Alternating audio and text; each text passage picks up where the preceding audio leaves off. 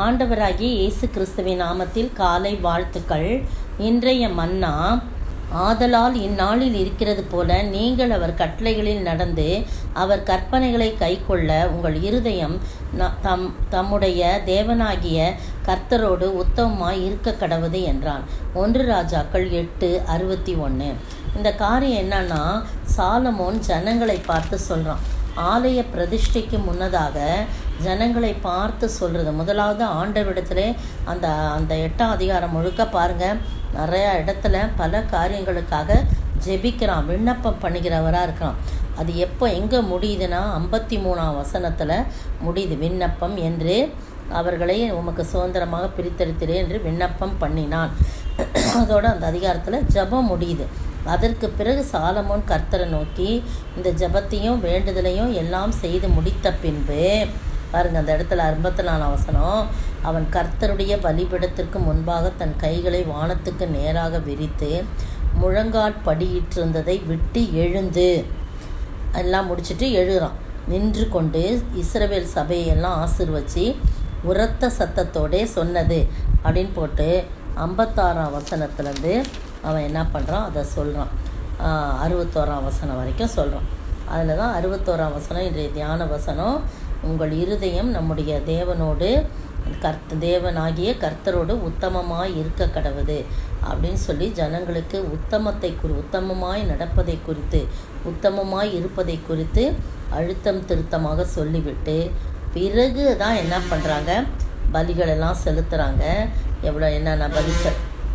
என்னென்ன பலி செலுத்தினாங்கன்னு அதில் போடப்பட்டிருக்கு.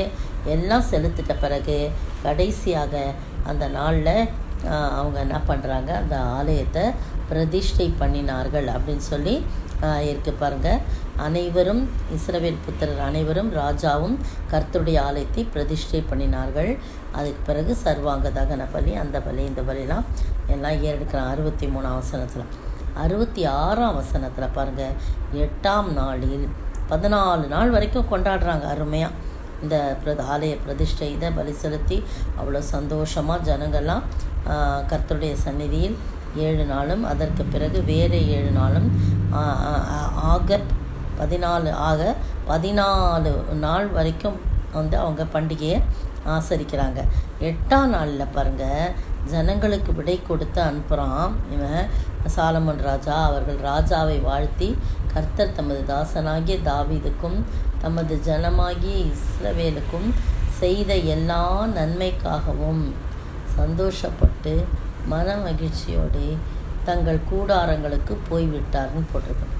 ஆண்டவருக்கான காரியங்கள் நம்ம செய்யணும்னு சொன்னால் நாம் உத்தம இருதயத்தோடு இருக்க வேண்டும். அதுதான் ரொம்ப முக்கியம். அதில் தான் ஆண்டவர் பிரியப்படுவார். அப்போ தான் நம்முடைய செய்கிற எல்லா வேண்டுதல்களையும் விண்ணப்பங்களையும் அவர் செவிமடுப்பார். அப்போ தான் எல்லா காரியமும் நிறைவேற முடியும். அப்போ தான் ஒரு மகிழ்ச்சி, மன மகிழ்ச்சி நமக்கு ஏற்படும். அப்படிப்பட்ட ஆசீர்வாதத்தை நாம் பெற்று வாழ ஆண்டவர் தாமே கிருபை செய்வாராக. ஆமென். உன்னத தேவன் உன்னுடன் இருக்க உள்ளமே கலங்காதே, அவர் உள்ளவரே என்றும் நல்லவரே, நன்மைகள் குறையாதே. உன்னத தேவன் உன்னுடன் இருக்க உள்ளமே கலங்காதே. ஸ்தோத்திரிக்கிற ஆண்டவரே, துதிக்கிற ராஜா, உன்னத தேவன் எங்களோடு இருக்கும்போது நாங்கள் கலங்க வேண்டியதில்லை, தேய்க்க வேண்டியதில்லை. ஆண்டவரே தகப்பனே, இப்பொழுதும் நாங்கள் உம்முடைய காரியத்துக்கு நாங்கள் எதை செய்தாலும் உத்தம இருதயத்தோடு நாங்கள் செய்யும்போது கர்த்தர் அதை மனமகிழ்ச்சியாய் மாற்றுவீர். அந்த கருத்தை நாங்கள் உட்கொண்டு வாழ நீர் உதவி செய்ய வேண்டும் என்று கர்த்தரும் மீட்பரும் ராஜாவாகிய இயேசு கிறிஸ்துவின் விலையேற பெற்ற நாமத்தில் ஜெபிக்கிறேன் பிதாவே. ஆமேன், ஆமேன். நேற்றைய பதில், பூமிக்கடுத்த காரியங்களை, பரம காரியங்களை. யோவான் 3:12. இன்றைய கேள்வி, எந்த ஊருக்கு சமீபமான எந்த இடத்திலே எது மிகுதியாய் இருந்தபடியினால் யோவானும் அங்கே என்ன செய்தான்? எந்த ஊருக்கு சமீபமான எந்த இடத்திலே எது மிகுதியாய் இருந்தபடியினால் யோவானும் அங்கே எதை செய்து வந்தான்?